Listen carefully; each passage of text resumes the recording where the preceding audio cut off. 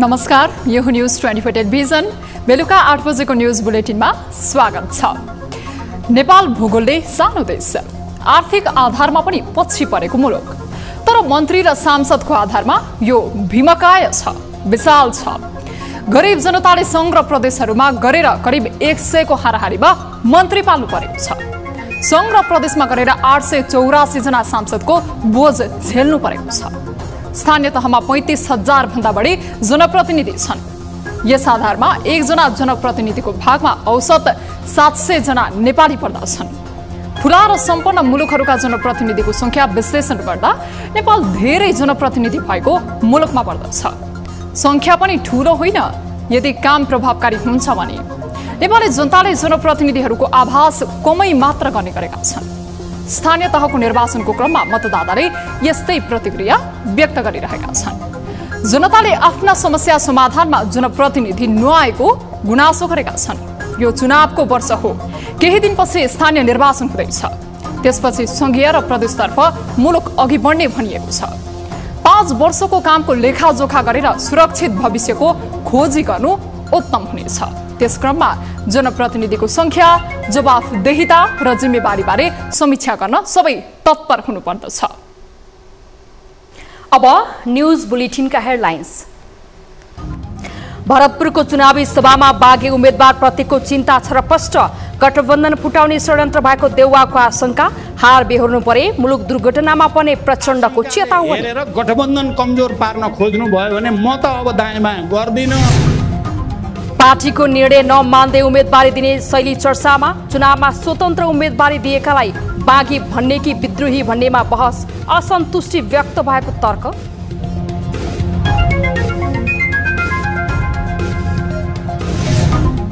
स्थानीय निर्वाचनका उम्मेदवारहरूको प्राथमिकतामा सरसफाइको एजेन्डा, चोकचोकमा फोहोर थुप्रने अवस्थाका कारण नागरिक आजिद, जनप्रतिनिधिप्रति विश्वास नभएको गुनासो। राजनीतिक दलहरूको उनीहरूको पेसाले उनीहरूको आफ्नो स्वार्थको लागि चाहिँ यस्तो गर्छु उस्तो गर्छु हरेक कुरा भनेर आउँछ।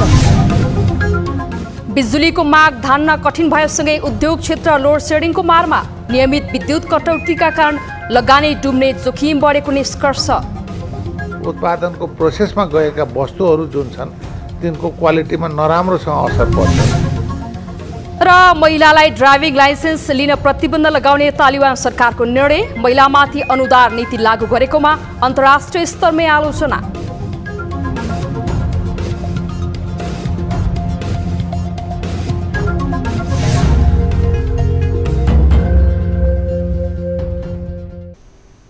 हामी निरन्तर न्यूजमा छौं। चुनावी तालमेलमा रमाइरहेको गठबन्धनलाई बागी उम्मेदवारीले तनाव दिइरहेको छ। तर यही बीच गठबन्धनले भरतपुरमा चुनावी सभा गरेको छ। सामान्यतया चुनावी सभामा एजेन्डाको प्रचार हुन्छ, तर बिहीबार भरतपुरमा आयोजित चुनावी सभामा बागी उम्मेदवारीको त्रास शीर्ष नेताको भाषणमा प्रष्टै देखिएको छ। महानगरको निर्वाचनमा सबैभन्दा रोचक मोडमा पुगेको भरतपुरमा गठबन्धनको कार्यक्रममा बागी फकाउनेदेखि मतदाता तर्साउनेसम्मका स्टन्ट भएका छन्। एक रिपोर्ट। सत्ता गठबन्धनले 6 महानगरपालिकाको भागबण्डा गर्दा भरतपुर महानगर माओवादीको भागमा पर्यो। तर यो निर्णय हुने संकेत पाएसँगै चितवन कांग्रेसले निरन्तर विरोध जनाउन थालेको थियो। यसकै उपस्वरूप माओवादीकी मेयर उम्मेद्वार रेणु दाहाल विरुद्ध कांग्रेसका जगन्नाथ पौडेलले स्वतन्त्र उम्मेदवारी दिए। पौडेलको उम्मेदवारीसँगै गठबन्धन नै धरापमा पर्ने स्थिति बनेसँगै कांग्रेसका शीर्ष नेतृत्वले उनलाई उम्मेदवारी फिर्ता लिन दबाब दिए पनि ती मेहनतले कुनै नतिजा दिन सकेन। स्थिति प्रतिकूल हुने देखेसँगै प्रधानमन्त्री समेत रहेका शेरबहादुर देउवाले भरतपुरबाट गठबन्धन टुटाउने षड्यन्त्र भएको आशंका व्यक्त गरे। यो गठबन्धन टुटाउने षड्यन्त्र छ।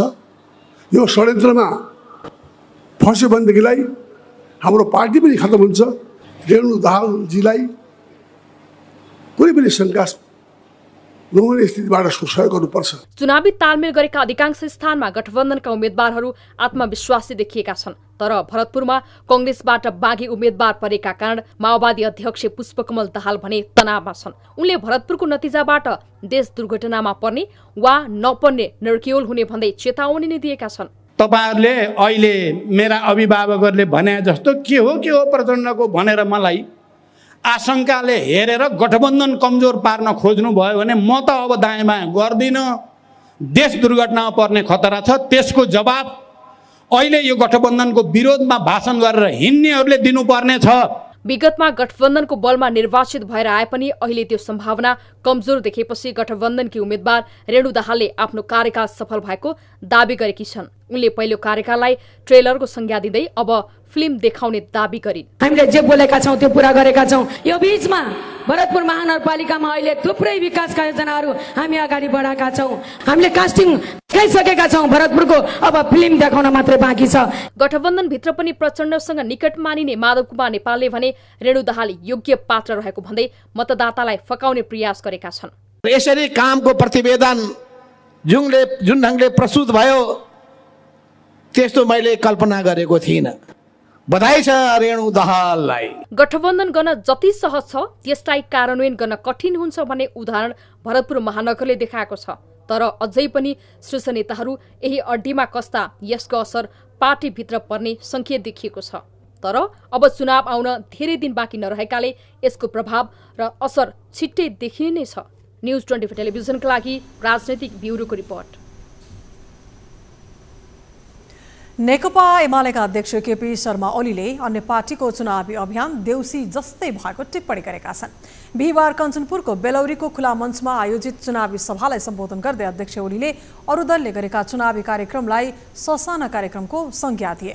उनले एमालेको शक्ति देखेर दलहरू एक्लै लड्न डराएकाले अहिले गठबन्धन गरेर पनि एमालेसँग नसक्ने दावी गरे। एमालेलाई टर्च बालेर खोज्न पर्छ। एमाले टर्च बालेर खोज्नु पर्छ। बेलौरीमा गरेको सभा यत्रो छ भने यत्रो सभा नदेख्ने टर्च बालेर खोज्नु पर्ने तिनका आशा के भयो? बेलौरीको सभा नदेख्ने, पालिकाको सभा नदेख्ने अनि टर्च बालेर खोज्नु पर्छ। गठबन्धनको घोषणा पत्रप्रति कटाक्ष गर्दै ओलीले एमालेलाई गाली बाहेक अरू केही उल्लेख नगरेको आरोप लगाए। एमालेलाई टर्च लगाएर खोज्नुपर्छ भन्नेहरूलाई उनले बेलौरी सभा हेर्न पनि आह्वान गरे। अध्यक्ष ओली बिहिबार सुदूरपश्चिम एमालेले आयोजना गरेको 4वटा चुनावी कार्यक्रममा सहभागी भए। स्थानीय तहको निर्वाचनमा गठबन्धन गरेका दलहरूलाई बागी उम्मेद्वारको विषय टाउको दुखाइ बनेको छ। पार्टीको निर्णय विपरीत चुनावमा उम्मेदवारी दिएकालाई बागी भन्ने कि विद्रोही भन्ने बहस समेत यति बेला चलिरहेको छ।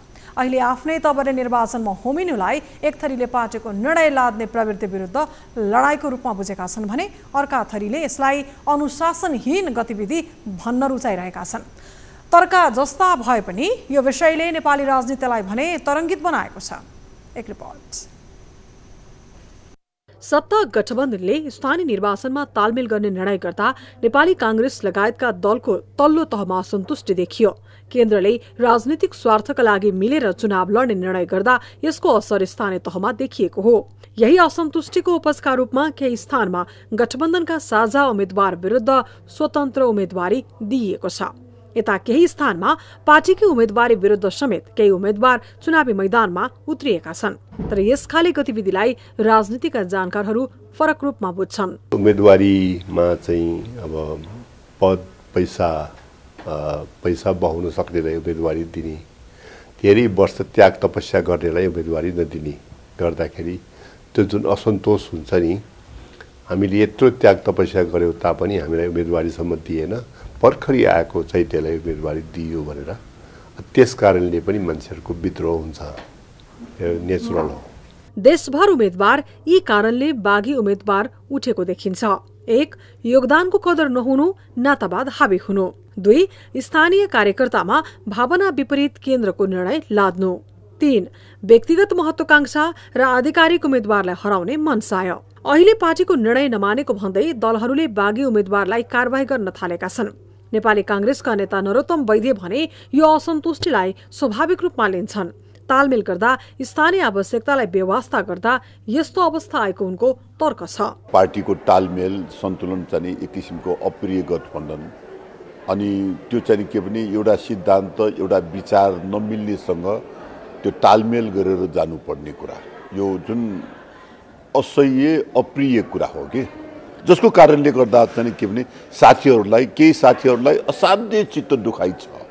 चित्त दुखाइको कारणले गर्दाखेरि चाहिँ के भने केही साथीहरूले विद्रोह गरेको छ, केही साथीहरूले स्वतन्त्र उम्मेदवार दिएको छ। पार्टीभित्र अनुशासनको विशेष महत्व हुन्छ, तर मुलुकको अव्यवस्था र विगतका शासन विरुद्ध आवाज उठाएका नेताहरू पार्टीभित्रको बलमिच्याइ सहन सक्दैनन् भन्ने उदाहरणको रूपमा समेत यो प्रकरणलाई लिइएको छ। नेतृत्वले यो विषयलाई हल्का रूपमा लिन नमिल्ने वर्तमान प्रकरणले देखाएकोले यसमा संवेदनशील हुनुपर्ने देखिन्छ। अन्यथा पार्टीभित्र विद्रोहको रूपमा उठेको यो प्रवृत्ति बढेर अनुशासन उल्लङ्घन गर्ने तहमा नपुग्ला भन्न सकिँदैन। न्यूज 24 टेलिभिजनका लागि क्यामेरामा सुनिल गुरुङका साथमा टिभी जर्नलिस्ट प्रकाश बमको रिपोर्ट। अब निर्वाचन विशेष न्यूज।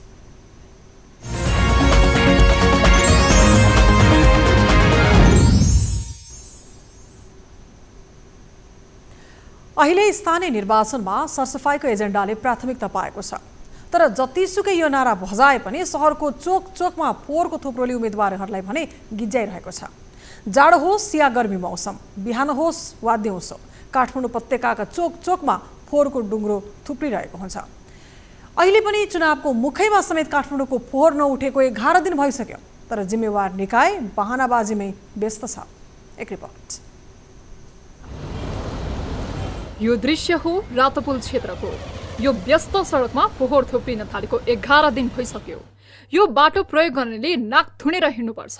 नाक थुन्न भुल्यो भने के होला? कल्पना मात्र गर्न सकिन्छ। यस्ता दृश्य अहिले काठमाडौँको धेरै सडकमा देख्न सकिन्छ। घरको फोहोर जसोतसो उठे पनि सडकको फोहोर उठ्न सकेको छैन, तर यही फोहोर सडकको बाटो हिँड्दै चुनावी घर दैलो गरिरहेका स्थानीय निर्वाचनका उम्मेद्वार अहिले पनि सफा सहरको सपना बाँडिरहेका छन्। हरेक पटक निर्वाचनको समयमा फोहोर व्यवस्थापनको एजेन्डा प्राथमिकतामा राखिन्छ, तर चुनाव जितेपछि ती एजेन्डा कता जान्छन् यो कसैलाई थाहा हुँदैन। जनप्रतिनिधिको यो शैलीले आम नागरिक दिक्क बनेका छन्। अब राजनीतिक दलहरूको उनीहरूको प्रेसरले उनीहरूको आफ्नो स्वार्थको लागि चाहिँ यस्तो गर्छु उस्तो गर्छु हरेक कुरा भनेर हुन्छ। बाटो छैन बाटो हुन्छ भन्नुहुन्छ, फोर्मुला व्यवस्थापन गर्छु भन्नुहुन्छ, अहिले पनि घर दैलोमा आएर भन्नुहुन्छ, तर गर्ने चाहिँ केही पनि होइन। अब अहिले राजनीतिकको दबाबमा चुनावले गर्दाखेरि गर्छु भने उहाँहरूले, तर उहाँले गर्ने चाहिँ केही पनि होइन। नेपालमा छ भन्छन्, अब नेपालको कानुन दैवाले झन् यस्तै जुन चाहिँ जोगी आए पनि काने चिरा हुन्छ। हेर्नुहोस् नेताहरू 5-5 वर्षमा भोट माग्न आउनुहुन्छ, घर घरमा घर दैलोमा नमस्ते गर्दै। अहिले हामीले देख्न सकिरहेको छौँ हाम्रो यो बागमती विष्णुमतीको फोहोरहरू बाटोभरि छ। कति मान्छेहरूलाई गाह्रो भइरहेको छ, मास्क लाउँदाखेरि पनि सास फेर्न पनि गाह्रो भइरहेको छ। उहाँहरूले भोट मागेर जितिहाल्नु भयो भने के उहाँहरू फेरि आएर यो सबै सफा गरेर हामीलाई राम्रो वातावरण दिन सक्नुहुन्छ होला त? सधैँ जसो देखिने यो समस्याले मानिसलाई सहरमा बसेको महसुस समेत हुँदैन। फोहोरका कारण बाटो हिँड्न समेत कठिन हुने उनीहरूको गुनासो छ। टोलले हो कि नेताले हो कि कसले गर्नुपर्ने? हामी पसलमा दिनभरि बस्दा हामीलाई नि असजिलो भयो। यो सबै व्यवस्था मिलाइदिनु। भोट हामीले दिन्छौँ, हामीले दिनुपर्ने हो, हामीले दिएर उहाँले जित्नु नि हो, तर उहाँले गर्ने पनि गर्नु पर्यो नि त हामीले भोट दिए अनुसार। घरमा बस्छौँ गन्ध आउँछ हामीलाई, तर उनीहरू दिनराति बसमा गाडीमा कालो गाडीमा सुइकिन्छन् होइन, तिनीहरूलाई मतलब छैन, गन्ध पनि आन्न कि तिनीहरूलाई। हामीले भरे एकदम भोगिरहनु परिरहेको छ यो गन्ध, दुर्गति भइरहेछ हामीले। अनि अब भित्र समेत पनि गइरहेछ कि त्यही माथि अब यस्तो फोहोर व्यवस्था गरिदिए झन् राम्रो हुन्थ्यो। जुन नेता आए पनि त्यस्तै छ, जति जोगी आए पनि कानी चिरे जस्तो छ। अब जति नेता आउँछ नि जो आए पनि त्यस्तै हुन्छ कि यो देशमा। काठमाडौँमा फोहोरको समस्या अहिले मात्र देखिएको होइन, विगत लामो समयदेखि फोहोर व्यवस्थाको बारेमा चर्को बहस हुने गरेको छ। राज्यले यही बहानामा ठूलो आकारको बजेट समेत खर्च गरेको छ, तर समस्या ज्यूका त्यौं छ। मानवीय क्षति भएको छ। उहाँलाई तपाईँले भोट माग्न आउनुहुन्छ, तर मानवीय क्षति कसले पुरा गर्छ? अरू भन्दा पनि फोहोरको व्यवस्था त हो नि। मान्छेको यहाँ बाइक लगेर छालै उक्लेको छ, एउटा बाइक बनाउनलाई 50,000 माग गरेका छन्। त्यो चाहिँ कसले तिर्ने, कसले गर्ने? बाइक बनाउँछ फोहोर व्यवस्था त मानवीय क्षति त तिर्दैन नि। अन्त खालि भोट माग्नु मात्रै, त्यहाँबाट त छैन। देश विकास होइन फोहोर विकास बनाइरहेका छन् जनताहरू नेताहरूले। आफ्नो भुँडी भर्न बाहेक अरू केही छैन। छ त केही छ हाम्रो नेपालमा। काठमाडौँमा फोहोरको समस्या हुनुमा जनसङ्ख्या बढिरहेको कारण समेत बताइन्छ। तर काठमाडौँभन्दा ठूला शहरमा फोहोर व्यवस्थापनको काम यति जटिल हुने गरेको छैन। काठमाडौँबाट निस्किने फोहोरलाई व्यवस्थापन गरे यो काममा खर्च मात्रै हुँदैन थियो, यसले थप आम्दानीको बाटो समेत खुल्थ्यो। तर यसका लागि दीर्घकालीन नीति र बलियो इच्छा शक्ति चाहिन्छ, जुन हालसम्मको जनप्रतिनिधिमा देख्न सकिएको छैन। अब आउनेमा यस्तो भिजन होला कि नहोला त्यो थाहा पाउन भने केही समय कुर्नै पर्ने हुन्छ। न्यूज 24 टेलिभिजनका लागि क्यामेरामा अशोक मानन्तरका साथमा टिभी जर्नलिस्ट राजन ढकालको रिपोर्ट। हामी निरन्तर न्यूजमा छौं। निर्वाचन आयोग नेपालले आसन्न वैशाख 30 गते हुने स्थानीय तह सदस्य निर्वाचन 2079 को आवश्यक पर्ने सम्पूर्ण मतपत्रको छपाई कार्य सम्पन्न भएको जनाएको छ। बिहिबार आयोगले नियमित पत्रकार सम्मेलन मार्फत यस्तो जानकारी गराएको। पत्रकार सम्मेलनमा आयोगका प्रवक्ता शालिग्राम शर्मा पौडेलले वैशाख 23 गतेसम्म सबै जिल्लामा मतपत्र ढुवानी सम्पन्न हुने जानकारी दिए। उनले निर्वाचनका लागि मतदान अधिकृत, सहायक मतदान अधिकृत, सहायक कर्मचारी र मतगणना कर्मचारीलाई अति जरुरी मानवीय र संवेदनशील काम परेको अवस्थामा बाहेक खटिएका कर्मचारीलाई फेरबदल नगर्न पनि निर्देशन दिएको छ।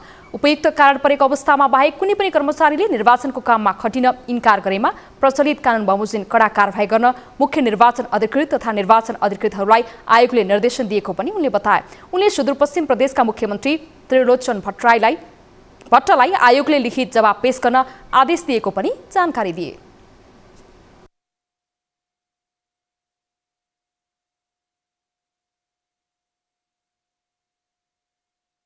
कैलाली जिल्लाको कैलारी गाउँपालिका वार्ड नम्बर 7 विपतपुरका अग्निपीडित मुक्त कमैया बस्तीको स्थलगत निरीक्षणका क्रममा पीडित परिवारलाई तत्कालका लागि प्रति परिवार 50,000 रुपियाँका दरले राहत दिने प्रक्रिया अगाडि बढेको भनी माननीय मुख्यमन्त्री भट्टले अभिव्यक्ति दिएको जानकारी आयोगमा प्राप्त भएकोले निर्वाचन आचार संहिता 2078 को व्यवस्था अनुसार उहाँलाई आयोगले 24 घण्टाभित्र लिखित जवाब पेश गर्न अनुरोध गरेको छ। प्रवक्ता अधिकारीले निर्वाचन आयोगबाट हालसम्म निर्वाचन आचार संहिता उल्लङ्घन गर्ने 37 व्यक्ति र राजनैतिक दलहरूलाई स्पष्टीकरण सोधेको पनि अवगत गराए। विगतमा निर्वाचनको समयमा प्रचारका लागि माइकिङ र प्रचारबाजीमा उम्मेदवारको ध्यान केन्द्रित हुन्थ्यो, तर अहिले यो प्रवृत्ति फेरिएको छ। माइकिङ र प्रचारबाजीको शैली पूर्ण रूपमा विस्थापित नभए पनि यति बेला स्थानीय निर्वाचनका उम्मेदवारहरू प्रविधिको प्रयोग गर्दै प्रचार गरिरहेका छन्। तर प्रचार शैली प्रविधिको प्रयोग बढे पनि चुनावमा भने प्रविधिको खासै प्रयोग भएको भने पाइँदैन। एक रिपोर्ट। प्रविधिमा नि फरक छ। पहिला देख्दाखेरि खालि यता बाटोघाटोमा प्रचार देखिन्छ, अहिले सोसल मिडियाको पनि एकदम ज्यादा युज भएको देखिन्छ। फेसबुकमा, इन्स्टाग्राममा सबैमा प्रचार भइरहेको छ। सोसल मिडियाको पनि यसपालि इन्फ्लुएन्स ज्यादा देखिएको छ।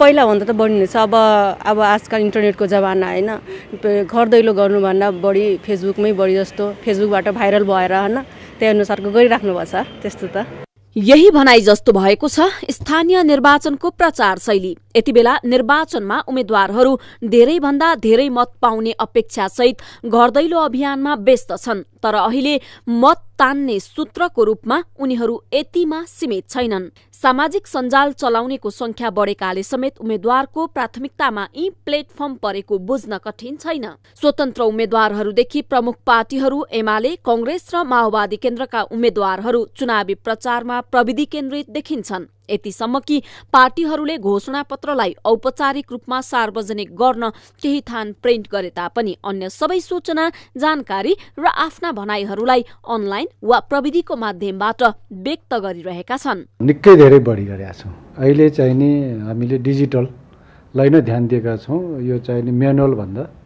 म्यानुअलमा एउटा मात्रै कुरो छ हामीसँग, घोषणा पत्र अर्थात् हामीले सङ्कल्प पत्र भनेका छौँ। अरू चाहिँ सबै चाहिँ नि डिजिटलमा गइराखेका छ।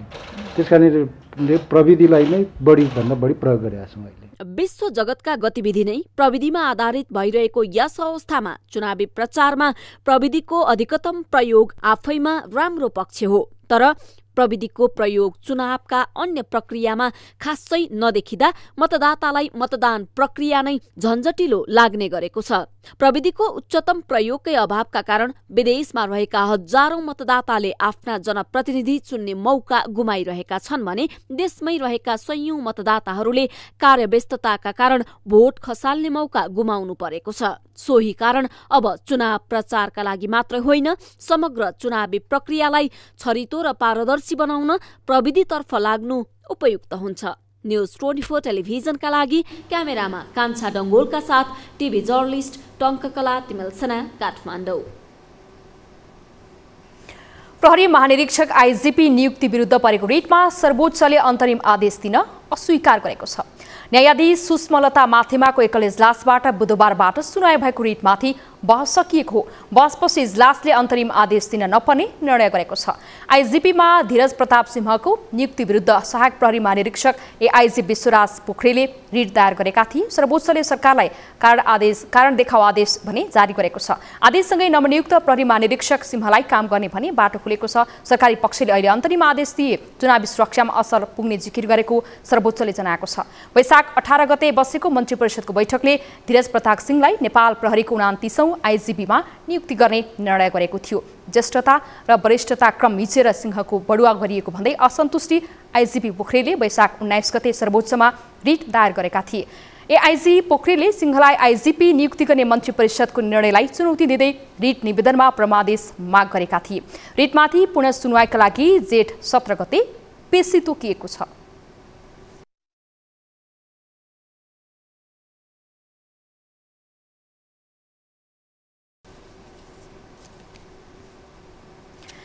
नेपाली कांग्रेसका महामन्त्री विश्वप्रकाश शर्माले नेपाली कांग्रेसले नेतृत्व गरिरहेको गठबन्धनको उद्देश्य जनताको बलिदानीबाट प्राप्त लोकतन्त्र र संविधानको रक्षा गर्नु रहेको बताएका छन्। पश्चिम नवलपरासीको बर्दघाट र सुनवलमा भएको चुनावी भेलालाई सम्बोधन गर्दै महामन्त्री शर्माले 5 वर्ष सत्तामा बस्न जनताले आदेश दिए पनि एमालेको कारण सत्ताको बागडोर सम्हाल्न परेको बताए। महामन्त्री शर्माले एमाले अध्यक्ष केपी शर्मा ओलीप्रति कटाक्ष गर्दै गठबन्धन 1 किलोको ढक नभएर 5 तोला सुन भएको बताए। कांग्रेसले यो तालमेल गर्दै गर्दा सोचेको यति हो, यो तालमेलबाट पहिलो शक्तिको रूपमा बलियो शक्तिको रूपमा जाने, पहिलो शक्ति बन्ने, बलियो शक्ति बन्ने र समय यसरी निर्धारण गरेर जाने कि कांग्रेसले रूप चुनाव चिन्हलाई बलियो बनाएर मुलुकमा बहुमतको सरकार लिएर नेपाली कांग्रेसले मुलुकलाई नेतृत्व गरेर जाने भन्ने मूल प्रधान सपनालाई सँगसँगै पनि हामीले गाँसेर गइरहेका छौँ। आम सभालाई नेपाली कांग्रेसका केन्द्रीय सदस्य देवेन्द्र राज कणेल, माओवादी केन्द्रका केन्द्रीय सदस्य वामदेव छेत्री लगायतले सम्बोधन गरेका थिए। न्यूजहरू अझै बाँकी छन्, अब पालो ब्रेकको। Gem flooring, designer, durable and luxurious flooring. Gem flooring. Shikhar insurance, दुःख पर्दाको साथी। मुक्तिनाथ विकास बैंक लिमिटेड, जनता बैंकमा होइन बैंक जनतामा जानु पर्दछ। प्लम्बर पाइप्स एन्ड फिटिङ, विश्वास प्लम्बिङको, जहाँ इच्छा त्यहाँ भायनेट। भायनेट अब सबै कनेक्टेड। स्वास्थ्य पारिवारिक बिमा, हरेक कदमको सहयात्री। अजोड इन्स्योरेन्स। निसन्तान सम्बन्धी विभिन्न समस्याको सफल उपचार अब नेपालमै सम्भव छ। वात्सल्य नेचुरल आइभीएफ। नेपोभिट टाइल, आफ्नै माटो आफ्नै सान।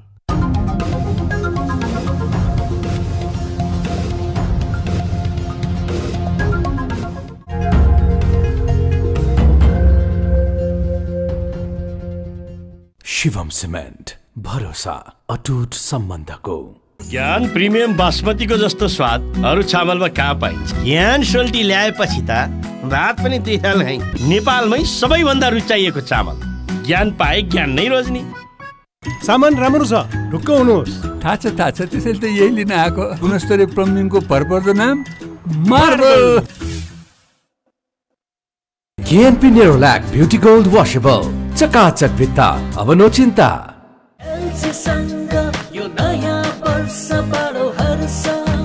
यो नयाँ वर्षको सुअवसरमा एलजीले ल्याएको छ जेन्युइन अट्र्याक्टिभ क्याशब्याकको साथै आकर्षक उपहारहरू।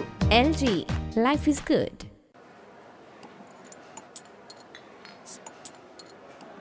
तिमीहरू पनि विदेश जानुपर्छ, टेबल म्यानर सिक्नुपर्छ। 2 वर्षपछि भेट्दैछु तर पनि तिम्रो बदलेको छैनौ, अझै औँला चाट्दैछस्। बदलेको त त पनि छैनस् चन्द्रे, अझै पनि दिमाग चाटिरहेछस्। हर रङलाई राइट बनाउँछ, असमको ट्याग छ, त भन्छस् भने तँलाई नि पिलाउँछु, छु छु। हर गुटमा स्वाग छ। यो नयाँ वर्ष 2079 मा टी-शर्ट वाशिङ मसिनको खरिदमा एरियल म्याटी, रेफ्रिजरेटरको खरिदमा ओजन एयर प्युरिफायर, एसी को खरिदमा रु 4000 बराबरको फ्री एसी इन्स्टलेसन र कर्भ टेलिभिजनको खरिदमा फ्री टिभी स्टिक जस्ता आकर्षक उपहार। T-shirt the creative life.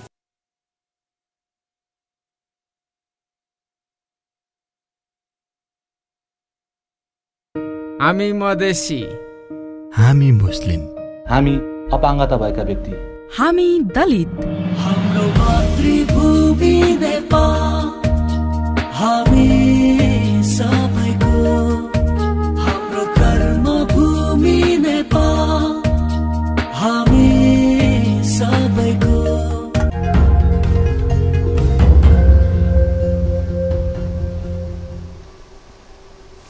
हामी निरन्तर न्युजमा छौं। मुलुकले लोडसेडिङको पीडादायी अवस्थाबाट उन्मुक्ति पाएको धेरै भयो। बिजुली उत्पादन बढ्नु र यसको राम्रो व्यवस्थापन सम्भव भएकोले मुलुक लोडसेडिङ मुक्त घोषणा गरिएको थियो। तर अहिले उद्योगहरू चरम विद्युत कटौतीको मारमा परेका छन्। नेपालको पूर्वीय भागको उद्योगमा समस्या नरहे पनि पश्चिमले चरम समस्या खेप्नु परेको छ। यही कारण उद्योगले आर्थिक क्षति बेहोर्नु परेको छ भने उद्योगीहरू भने समस्यासँग जुधिरहेका छन्। एक रिपोर्ट। पछिल्लो समय भारतबाट पर्याप्त मात्रामा बिजुली नआउँदा नेपालले लोड सेडिङ बेहोर्नु परेको छ। घर घरमा बेला बखत बत्ती जाने समस्या भए पनि उद्योगीहरू बढी मात्रामा यसको चपेटामा परेका छन्। कोरोना महामारी कम भएकाले पछिल्लो समय नेपालमा 1700 मेगावाट बिजुलीको माग रहेको छ। तर भर्खरै उत्पादन सुरु गरेको माथिल्लो तामाकोसी लगायतका जलविद्युत आयोजनाको उत्पादन जोड्दा समेत 1400 मेगावाट मात्र हुन्छ। सोही कारण अझै नेपालले विद्युत अपुगको अवस्था बेहोर्नु पर्ने देखिन्छ। भारतबाट ल्याएर विद्युत वितरण गर्नमा समेत कठिनाई आइरहेको छ। भारतकै 14 राज्यमा लोड सेडिङ भइरहेको अवस्थामा नेपालको उद्योगले समेत विद्युत कटौतीको समस्या झेल्नु परेको हो। पूर्वतर्फको उद्योगमा खासै समस्या नभए पनि पश्चिमले भने समस्या झेल्नु परेको छ। 80 मेगावाट चाहिँ एनपिपिएनले दिइरहेको छ। अरू करिब हामीले 5-6 हजार मेगावाट आवर चाहिँ इन्डियन एनर्जी एक्सचेन्जबाट बिडिङ मार्फत 12 रुपियाँ आइसीमा हामीले पाइरहेका छौँ हैन। त्यो भएको हुनाले र अनि अहिलेको वर्षातले गर्दाखेरि पूर्व र मध्य नेपालमा चाहिँ औद्योगिक लोडहरू पूर्ण रूपमा हामीले सप्लाई गरिरहेका छौँ र खास गरिकन पश्चिम नेपालको केही उद्योगहरूमा चाहिँ हामीलाई केही समस्या छ हाम्रो नेटवर्कको कारणले। तर पनि त्यहाँ पनि 2 शिफ्ट उद्योगहरू चाहिँ पूर्ण रूपमा सञ्चालन छन्। पश्चिम भेगको उद्योगले हाल विद्युत कटौतीको समस्या झेल्नु परे पनि प्राधिकरणले राहत दिन सस्तोमा विद्युत उपलब्ध गराइरहेको छ। प्राधिकरणले विद्युत कटौतीको समस्या अबको केही हप्तामा समाधान हुने दावी पनि गरिरहेको छ। विद्युत कटौतीका कारण उत्पादनमूलक उद्योगको गुणस्तर खस्किएको छ भने कच्चा पदार्थमा नकारात्मक प्रभाव परेको छ। उद्योगको त्यो उत्पादनमा त्यसले स्वभावतः जति बेर त्यो विद्युत कटौती हुन्छ त्यति बेर उत्पादन बन्द हुन्छ र त्यति नै प्रतिशतमा उत्पादन कम हुन्छ। त्यो मुलुकका लागि ठुलो घाटा हो। दोस्रो चाहिँ त्यो उत्पादनको प्रोसेसमा गएका विशेष गरी उत्पादनमूलक उद्योगहरूको उत्पादनको प्रोसेसमा गएका वस्तुहरू जुन छन् तिनको क्वालिटीमा नराम्रोसँग असर पर्छ। या त चाहिँ अब क्वालिटीमा असर पर्छ या चाहिँ ठुलो लस हुन्छ कि कच्चा पदार्थहरूको नोक्सान हुन्छ। मुलुकमा पर्याप्त बिजुली उत्पादन नभएकाले यो अवस्था तत्कालै समाधान गर्न कठिन छ। तर यो अवस्थामा उद्योगीहरूलाई विकल्प दिन सक्नु पर्थ्यो। कम्तीमा रातको समयमा निर्बाध बिजुली दिएर भए पनि उनीहरूलाई समस्याबाट जोगाउन सकिन्थ्यो। तर यो विषयमा सरकारको ध्यान पुग्न सकेको छैन। उद्योगीलाई यो समस्याबाट जोगाएर थप क्षति हुन नदिन आवश्यक पहल कदमी लिन ढिला गर्नु हुँदैन। न्यूज 24 टेलिभिजनका लागि क्यामेरामा कान्छा डङ्गोलका साथ टिभी जर्नलिस्ट रविन ठकुरीको रिपोर्ट। हामी निरन्तर न्यूजमा छौं। अब हेल्थ न्यूज।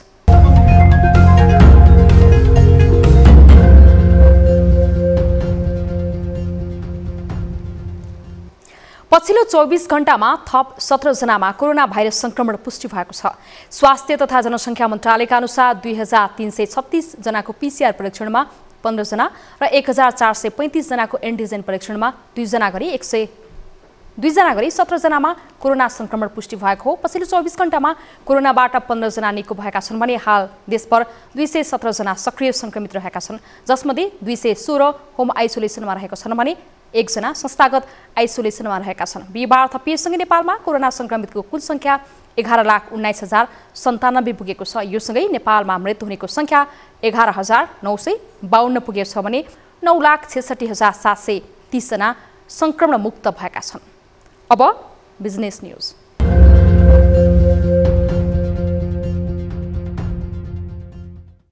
माइडिया कम्पनीको आधिकारिक विक्रेता चौधरी ग्रुपले इलेक्ट्रोनिक्स ब्रान्डको माइडिया बजारमा ल्याएको छ। चौधरी ग्रुपले माइडिया ब्रान्डका साना घरेलु उपकरण तथा किचन अप्लायन्सेसहरू बजारमा ल्याएको हो। नयाँ उत्पादनले प्रतिस्पर्धात्मक वातावरण सृजना गर्ने एवं बजारको मागलाई सम्बोधन गर्ने कम्पनीको दाबी छ। साना घरेलु उपकरणहरूमा air purifier, air fryer, electric cooker, induction हबहरू रहेका छन्। किचन अप्लायन्सेसहरूमा barbecue, microwave oven, toaster oven, vacuum क्लिनरहरू रहेको कम्पनीले जनाएको छ। माइडिया ब्रान्ड माइडिया ग्रुप अन्तर्गत पर्दछ। माइडिया ग्रुपको 10 भन्दा बढी ब्रान्डहरू रहेका छन्।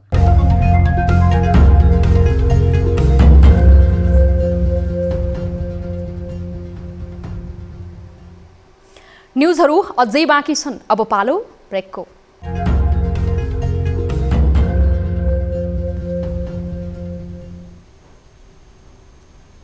हामी निरन्तर न्यूजमा छौं। अब स्पोर्ट्स न्यूज।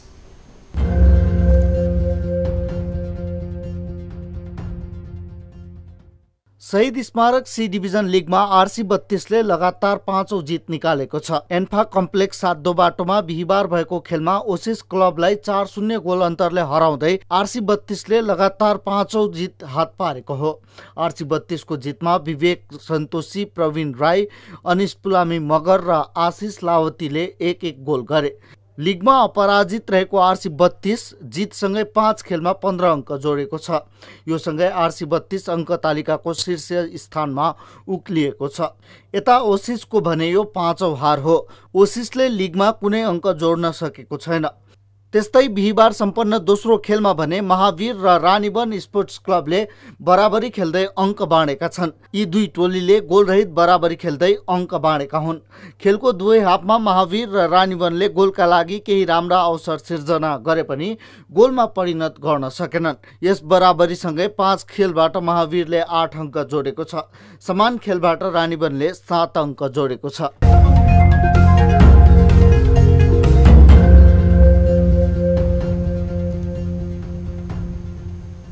अब वेदर अपडेट।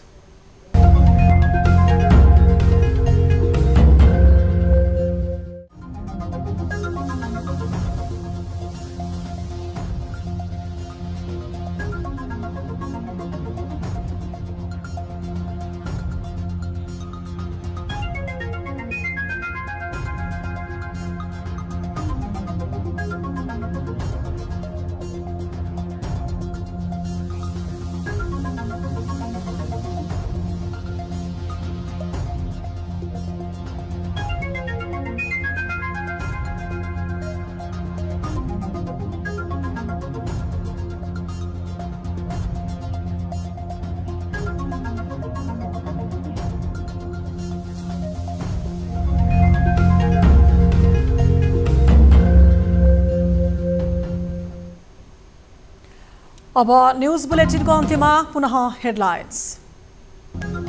भरतपुरको चुनावी सभामा बागी उम्मेदवारप्रतिको चिन्ता छरपष्ट। गठबन्धन फुटाउने षड्यन्त्र भएको देउबाको आशंका। हार बेहोर्नु परे मुलुक दुर्घटनामा पर्ने प्रचण्डको चेतावनी। कमजोर पार्न खोज्नु भयो भने म त अब दायाँ-बायाँ गर्दिन। पार्टीको निर्णय नमान्दै उम्मेदवारी दिने शैली चर्चामा। चुनावमा स्वतन्त्र उम्मेदवारी दिएकालाई बागी भन्ने कि विद्रोही भन्नेमा बहस। असन्तुष्टि व्यक्त भएको तर्क।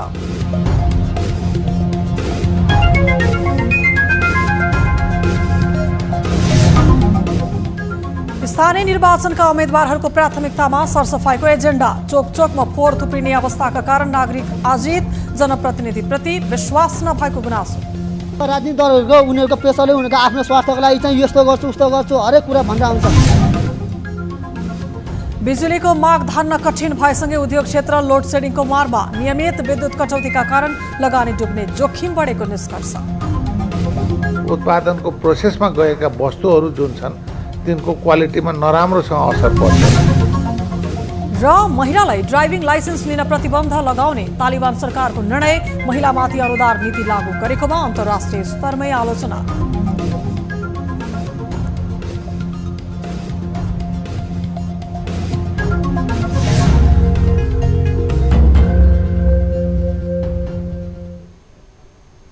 आठ बजेको न्युज बुलेटिन अहिलेलाई यति नै। जाँदा जाँदै ताली र गालीका लागि हामीले सोधेको प्रश्नको अन्तिम नतिजा यसपछि प्रसारण हुने कार्यक्रम सीधा कुरा जनतासँगमा हेर्न सक्नुहुनेछ। थप न्युजका लागि हाम्रो वेबसाइट www.news24nepal.com हेर्नुहोला। साथै हामीलाई फेसबुक, ट्विटर र युट्युबमा पनि फलो गर्न सक्नुहुनेछ। यस्तै मोबाइल, इमेल र भाइबरबाट न्युज24 को हेल्प डेस्कमा केही समस्या र गुनासा छन् भने सम्पर्क गर्न सक्नुहुनेछ। हामी निरन्तर न्युजमा छौं। नमस्ते।